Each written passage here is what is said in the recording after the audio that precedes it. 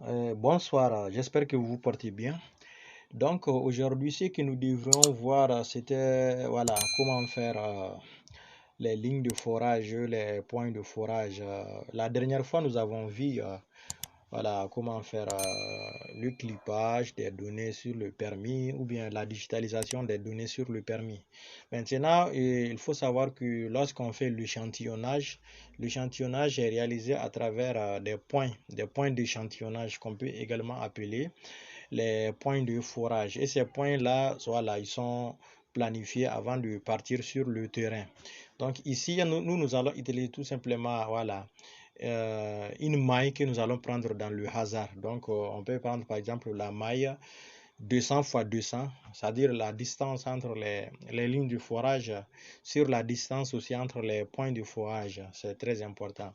Bon, la maille aussi, lorsque vous êtes en début d'exploration, la distance entre les points est plus grande au fur et à mesure que vous allez voilà, connaître un peu votre zone, savoir vers quelle partie vous allez, c'est-à-dire le gisement est susceptible d'être découvert, la maille va être de plus en plus serrée. Donc, c'est pourquoi nous allons nous mettre dans une place où c'est le début, voilà, c'est le début des travaux. Donc, la maille, nous allons l'agrandir, voilà. Et donc, nous allons d'abord créer les lignes de forage à travers les grilles. Donc, ici, avant de créer les lignes de forage, nous allons symboliser notre permis de recherche, voilà, avec les lithologies qui existent. Donc ici, symbole unique, nous allons prendre catégoriser avec le champ roche et que nous allons ajouter. On enlève cette valeur-là, on applique et puis OK. Donc voici, voilà les deux. Ici, nous avons les grès quartzites et nous avons ici les grès grossiers, donc etc. Et juste après cela, nous allons maintenant au niveau de vecteur. Au niveau de vecteur, nous allons partir au niveau des outils de recherche. Là, nous allons cliquer sur créer une grille. Créer une grille, nous allons choisir, ici nous voudrons faire des lignes, donc nous allons prendre ligne. Et juste après cela, l'espace vertical, horizontal d'abord entre les lignes. Comme nous avons dit, on va prendre 200 comme espace vertical et également aussi 200 comme espace horizontal. Et maintenant, après cela, nous allons déterminer aussi l'étendue de la grille. Ici, l'étendue, ça va être tout le permis, c'est-à-dire que nous voudrons créer les lignes surtout sur l'ensemble du permis de recherche. Donc, on va prendre, parce que souvent, on peut aussi planifier les lignes sur seulement une petite portion. Dans ce cas-là, qu'est-ce que nous allons faire? Nous allons prendre la partie dessinée sur le canevas et là, nous allons tout simplement dessiner sur, c'est-à-dire prendre en considération la partie que nous voudrons, sur laquelle nous voudrons créer les lignes. Mais ici, comme je vous l'ai dit, nous allons utiliser l'ensemble du permis de recherche. Donc juste après cela, nous avons défini l'étendue avec l'espacement. Nous allons maintenant, si on veut, bon, ici nous allons garder notre couche de sortie dans un fichier temporel. Maintenant, nous allons prendre exécuter. Et juste après cela, vous allez remarquer que effectivement, ici, vous voyez les lignes, voilà, les lignes sont créées, voilà. Mais maintenant, vu que nous n'avons besoin que des lignes nord-sud, nous allons effacer les autres lignes. Donc, on va prendre propriété. Là, donc, pour les lignes, nous allons les étiqueter afin de mieux voir les lignes que nous allons supprimer. Et donc, avec leur identifiant, nous allons appliquer. Et OK. Donc, ici, vous voyez, ici, nous n'avons pas besoin des lignes 1, 2, 3, 4, 5, 6. Ces lignes-là, nous n'avons pas besoin de ça parce que nous voudrons créer seulement des lignes nord-sud. Donc, ici, nous allons les supprimer de 1 à 6. De 1 à 6, nous allons les supprimer. Donc, nous allons les cocher de 1 jusqu'à 6. Là,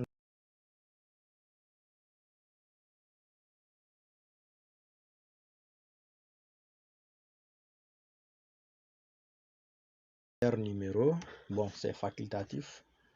3, 4, 5 et 6. Donc, c'est bon. On va enregistrer.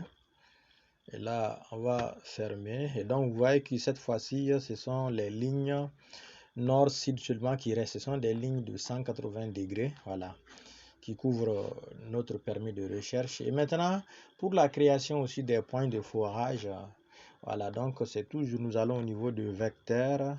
Et là, on va au niveau de outils d'analyse, outils de recherche plutôt. Donc là aussi, on peut les créer soit à partir de la grille, ou bien on peut prendre des points irréguliers. On a les deux options devant nous.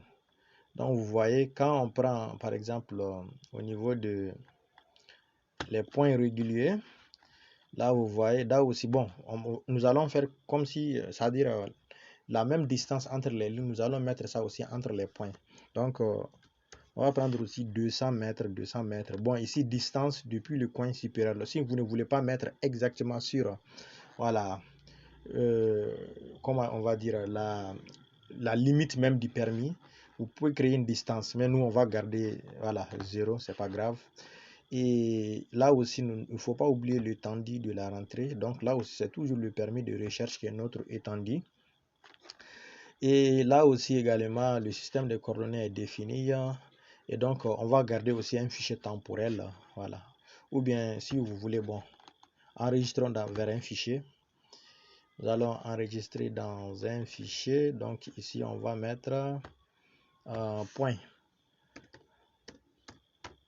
Point. En fichier de forme. Et là, on va exécuter l'algorithme. Et là aussi, qu'est-ce que vous allez voir? Vous allez voir que sur chaque ligne, des points ont été créés. Voilà, les points aussi sont distants de 200 mètres. Et voici la couche des points. La table attributaire de la couche des points. Donc, sur le terrain, ce sont ces points-là qui seront échantillonnés. Et comme là, je vous l'ai dit, il y a beaucoup de paramètres qui sont généralement pris en compte pour définir ces points de forage. Voilà, mais nous, comme c'est juste un TP, l'essentiel c'est de voir quel est l'algorithme qui permet de créer ces points.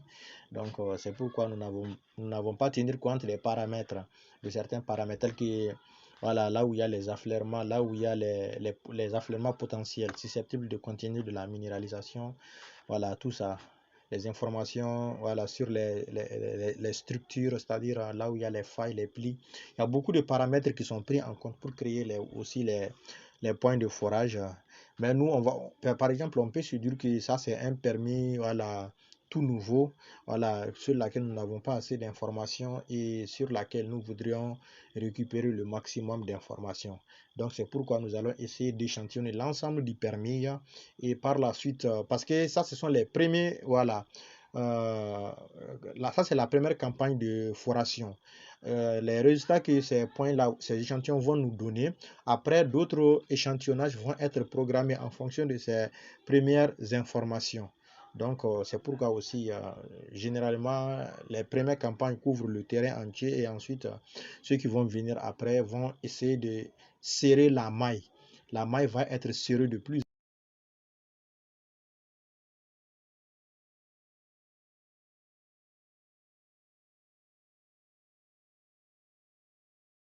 généralement, il y a aussi une couche, un fichier Excel, voilà, qui renferme les informations de ces points, c'est-à-dire les latitudes et les longitudes, ou bien on peut dire les easting et les northing de chaque point. Donc ces informations aussi, vous pouvez les calculer directement dans le logiciel KitGIS. Pour chaque point, nous allons maintenant calculer ses coordonnées X et Y.